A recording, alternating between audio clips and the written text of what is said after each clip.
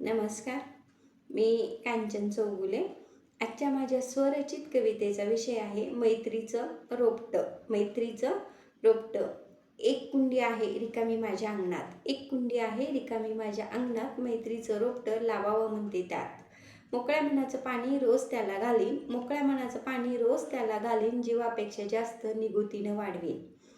सुखदुःखाचं खत नि प्रेमाचं पाणी. सुखदुःखाचं खत नि प्रेमाचं पाणी. हीच राहील आमच्या मैत्रीची निशाणी. हीच राहील आमच्या मैत्रीची निशाणी. फुटेल त्याला रोज.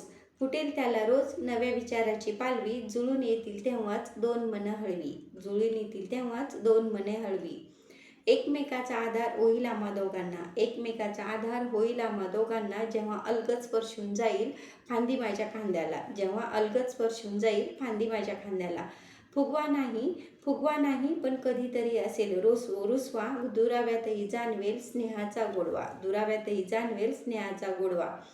अंगणात बहरणाऱ्या रोपट्याची लागेल मला चाहूल. अंगणात बहरणाऱ्या रोपट्याची लागेल मला चाहूल. विचाराची देवाणघेवाण आणि पडेल प्रगतीचं